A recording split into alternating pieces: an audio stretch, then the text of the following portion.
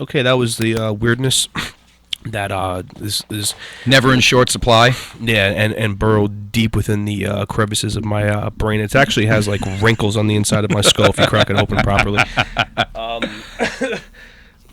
Past the weird stuff, Johnny. Let's talk some Yankee baseball here. Bronx Bombers, Frankie. Bronx Bombers, you understand what I gotta tell you? Bronx Bombers. Never seen them, never heard about them, didn't even know who they were until I showed up on 155th with a cup asking for some change, and I saw a man named Derek Jeter threw me something, you understand? You know what he probably threw you? A tip, and the tip wasn't money. The tip was to get out and stop being a dirty, disgusting derelict. Try and stay away from my surrogate mother.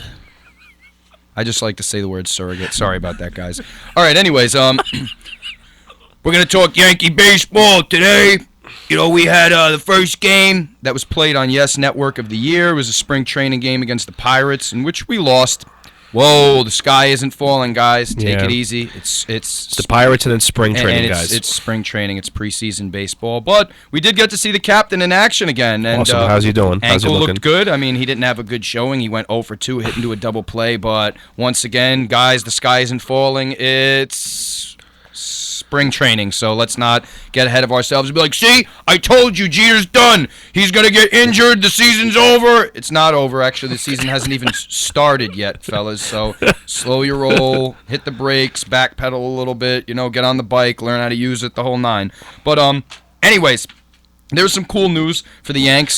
People always say they're the evil empire. They always bring in people from other places, which they do. And as a Yankee fan, you like it because they're accountable to the fans for whether or not they win or lose. And if they don't win, then they try and bring people in who will help them win. However, they did sign one of their own homegrown talents, which is Brett Gardner. Homegrown, baby. A homegrown yams. You know what I mean? That's the only way we do it, as politically incorrect as we can keep it. But Brett Gardner, his contract is for 4 years and $52 million with a fifth-year club option. And it actually ends up being $50 million for 4 years, but they have a $2 million buyout for that last year. So that's why it brings the value up to $52 million. And some people are really going ballistic, saying, how could you pay a guy like Brett Gardner that kind of money? He doesn't hit any home runs. Well, that's I think he's a great, I'm not a very knowledgeable in baseball. I have a decent amount, but I honestly think Gardner's a great leadoff man. Yeah, I think he's got great legs. I think he's a stable. Is he an original Yank? Yeah, he's a homegrown Yank. So that's something that's right, homegrown. Every time I hear He's that a homegrown. word, that's He's exactly. a homegrown, Frankie. Every time I think of that, I think of something that lays off with a couple of things laying in its arm and it's drooling out its last bit of life. But oh my goodness! But yeah, no, you're 100% right. Gardner is a speedster, but they don't have him locked up for too long to the point that you feel like his legs are going to leave him. I think he should have his legs for the duration of his contract. He was the leadoff man for the Yanks last year. For most teams, he would be a leadoff hitter, but because we have Jacoby Ellsbury, he's going to most likely bat ninth to sort of turn the lineup over, to sort of start the lineup over at the end of the lineup and do damage. And I think after Derek Jeter retires after this year, I think Gardner will slot in the number 2, so you'll have a lot of speed and a lot of on-base. That's an awesome lineup. Yeah, man. I think our lineup is going to be pretty beast this year, man. We got one of the best in baseball, I'd say. Let me ask you, Yuke's gone? Yeah, Yuke's in Japan. Really? Yeah, he's in Japan. The Yanks made an offer to him, but he got a significantly higher offer from a team in Japan. It may actually be Masahiro Tanaka's old team. I can't quite recall. How funny is that? Yeah, I know. It's ironic, but yeah. So you have Gardner, bringing him in. That's a huge move. There's a number of things you like about it. Like Frankie mentioned, his legs. He has a high on-base percentage. He sees a lot of pitches. He also plays really, really hard, and he's not a diva. And listen, I'm actually an Alex Rodriguez fan, which is pretty rare nowadays, especially amongst Yankee fans. Like within our own stadium, he gets booed. But whether you like him or not, you kind of have to accept the fact that he does have a pre-Madonna way about him. And somebody like Gardner, who's always team first, is always going to really sort of inspire the clubhouse. And it's nice because they asked Gardner about, why didn't you go into free agency where you would have gotten a lot more money? And yeah, he most certainly would have gotten what my projected range for Gardner was $70 to $100 million. He probably would have gotten. He got about half of that if you go more in the higher range of things. And his response to that was, free agency intrigued me, but it also kind of frightened me a little bit. And $52 million goes a long way from his little small hometown in I believe it's North Carolina. So that just shows a very humble person, somebody who plays in the big lights but doesn't let the big lights get into their head, who actually jumpstarts the Yanks. He led the American League last year in triples. And if you remember correctly, Yankee fans, last year in those last 2 weeks of the season when Gardner went down with that strained oblique, the Yankees were done. At that point, that's when they stopped trending upward towards the postseason and kind of fell flat down that final stretch. So, having him and Jacoby Ellsbury in the team for the foreseeable future is a huge move for the Yankees. Smart move. ESPN is Massachusetts-based, so you got to understand why they're. If you guys are wondering, well, why doesn't ESPN like it? That's why they don't like it, because if it's not the Red Sox, then they can't really get into it. All right, more Yankees. Shame. Yeah, it's annoying as can be. Well, anyway, speaking of people underestimating the Yankees, I guess Vegas falls in the same category this year. What's their over-under this year? Their over-under this year is 86.5 games, which is just Really? to me, mind-boggling. And here's why I say it's mind-boggling. Look at the team last year. We had the backups of the backups of the backups playing last year, and they managed to win 85 games. So you're telling me spending $500 million in free agency doesn't equal more than a win and a half from last year's team? Yeah, that's a little ridiculous. It's crazy. Man. Especially like I said, man. I don't mean to beat a dead horse of my not knowing very much of baseball. You're modest. You know more than you let on. And but to be honest, man, just like you said, watching their best hitters weren't even like the cusp of the best hitters that we're gonna have this year. They were minor leaguers. Half of their team was minor leaguers for more than half the year last year. It's rough when a guy's name that's hard to remember winds up helping you win a game against a team that normally, if we had our full roster, full health, and our pitching staff was doing what it was supposed to be doing. Big time, and the pitching staff was good last year. It's just they had no run support. You know how many games we lost last year, Frankie? 1-0, 2-1, 2-1, 1-0, 2-1. A lot of hitting because we couldn't rally on the hits. Couldn't do anything. So people, they get all high and mighty on the Boston Red Sox last year. That was a team that overachieved because they knew they had the elbow space to really dominate a division that didn't have a strong Yanks, which historically we have dominated the Red Sox. If you go through the history books, yes. Yeah, historically we've dominated Absolutely, them. without even a question. Exactly. Even in people are very quick to say that they won 2 World Series in the last 10 years and the Yanks have won less. Yeah, that's true. But who's made it deeper into the playoffs in that 10-year span? And the answer is when was the last time before their World Series run? When was the last time they even made the playoffs? Yeah, exactly. That would be 2009. That would be 2009. And they didn't win the pennant. They just made the playoffs. Exactly. Yeah, no, they didn't win the pennant. We won the pennant. And they made it to the playoffs. And that's a great question. Is when was the last time you guys won a pennant? Yeah. Besides your Super Bowl, in the Super Bowl, you listening to me? I might as well just say, as soon as he throws the base, as soon as he throws it to the bullseye, touchdown on a couple of triples. But it was like those ref memes. You remember those when they had the scab refs in, Frankie? I even think what was it? Even in Zap Brannigan, they made a joke where he's like, "Bullseye. As soon as we move the pieces together, it'll be like a perfect 3-point checkmate."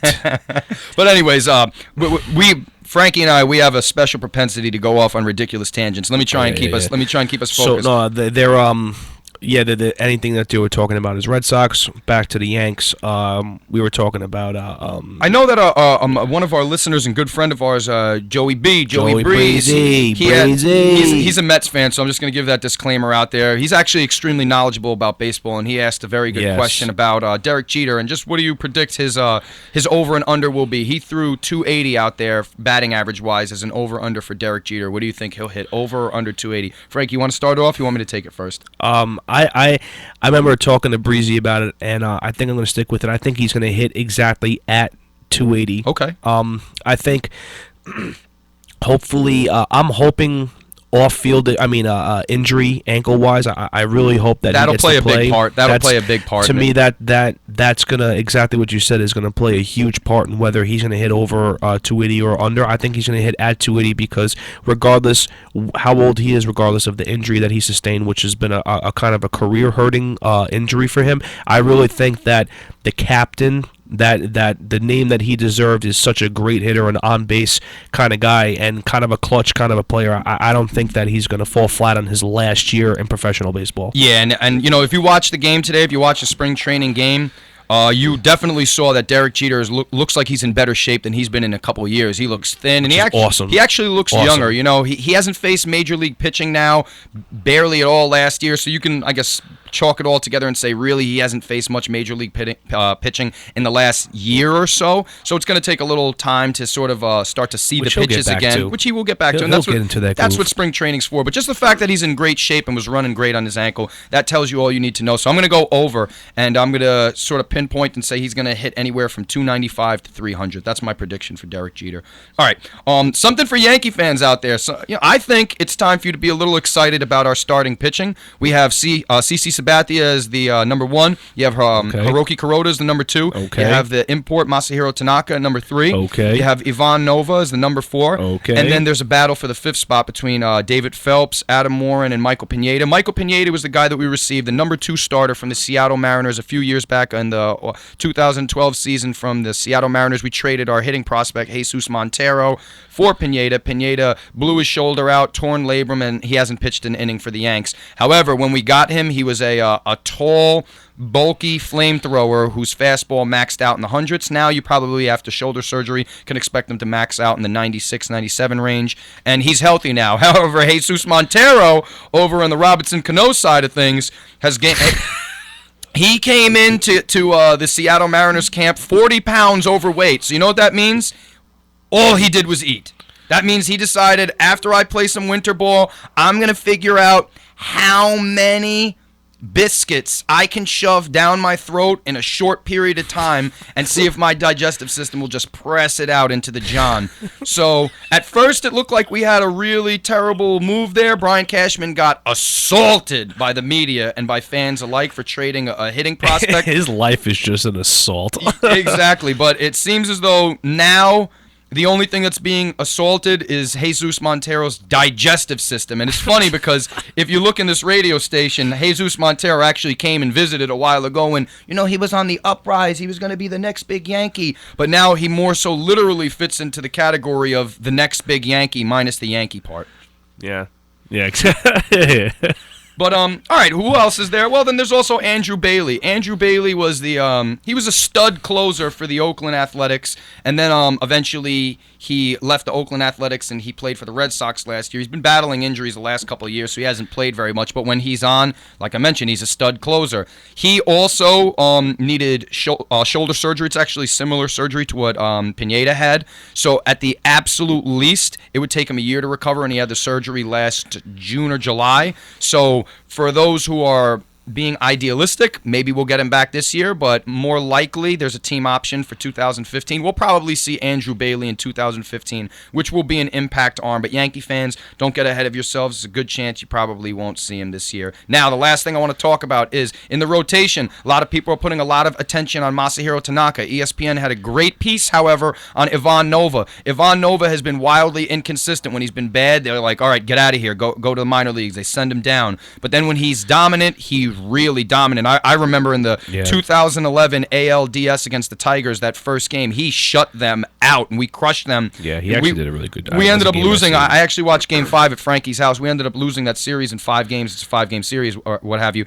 But that first game, Ivan Nova pitched great. However, last year, after they sent him down and he came up, he was pitching the best he's ever pitched in his career. So believe it or not, Masahiro Tanaka has a lot of adjusting to do, and he's still going to pitch well. I'm not going to be one of these people to say he's going to be bad, but he does have to adjust a little bit. I'd say, give Masahiro Tanaka 15 to 17 game season. However, don't be surprised if Ivan Nova ends up with more wins than Masahiro Tanaka, not to mention he's a number 4 starter. You put Ivan Nova against another team's number 4, and that's looking really, really good for the Yanks. And ladies and gentlemen, there you have the greatest, the most fantastic Yankees baseball talking. All right, so I'm not sure if you guys know me, Johnny, we're neighborhood guys. Right now, we're on the corner. I got a fresh pack of Skull on the side of my left side of my lip. I'm spitting out brown And Johnny's over here letting everybody get his hands into the little bag of chips so they can walk away and throw $20 or $40 in there, if you understand what I'm trying to talk about. Hopefully you don't. Hopefully Well, you have no idea. Me and Juice over here had taken the Battle League, the Rap Battling Underground by storm in 2007. Me and him came It's a lot of fun. We came in, won $11,000 apiece. We came second in the world. But that is all leading up to what we're going to bring into the next segment. A The next terrible segment team. is a lot of people talk about the Knicks. You know, we are Knicks fans. We just want to make that very clear. But a lot of the nonsense that goes on in society, a lot of the nonsense that takes place today, a lot of the nonsense that goes on in sports, and someone needs to address it. And what better way to address it than battling them? Because if everyone comes up with these rhymes, a lot of shows, a lot of TV, a lot of media, they are incorporating battling, they're incorporating rap into things. And to be completely honest with you, coming from someone with a lot of experience in hip-hop, I'm sure John could agree with me that a lot of the lyrical content is pure duty stains. Oh yeah, it's Pure only getting garbage. It seems to only be getting worse. Pure garbage. I'm sorry, it's not there anymore. I actually got into a little tiff with somebody I interned with just recently. They're like 21 years old, and they're telling you. And their exact words were, "I've been involved in hip hop for a long time, and my response to you people out there, or anyone in general, is because you work at a place that deals with hip hop, or you work at a place that deals with sports, doesn't make you an expert. It just means that you work for that company. So all of a sudden, you don't become an authority of what's good and what's bad. You just have an opinion." Especially with hip hop, which is an art form. So when represented through corporate culture, it's not even necessarily the art form. It's exactly. the product. It's the product of what makes money and not whether it's good or not. So when I told this one young girl that Jay-Z needs to pass the torch on, she was just like, "Oh, you're stuck in an era." It's just like, no, he's actually that's the one that's stuck. Who can't pass the torch. And just for some reason the guy's eating caviar, like sushi with $1,000 caviar on it, and he's talking about selling drugs. Like, He lives in the same building as Robert De Niro. That's what I'm saying. So like, dude, stop at this point. It just makes no sense for you to be rhyming about that anymore. But regardless, going off on a tangent about how bad it is, we actually take the lyricism, the wordplay, and the creativity. We actually make sure we hold that to be true. So when we come back, we're going to play a little music right now. Once we come back, Johnny's going to bless you with some of his rhymes that should be nothing but a treat for your ear. And speaking of treats for your ear, oh, I wonder what I'm going to plague you with. Maybe a little bit of Across 110th Street.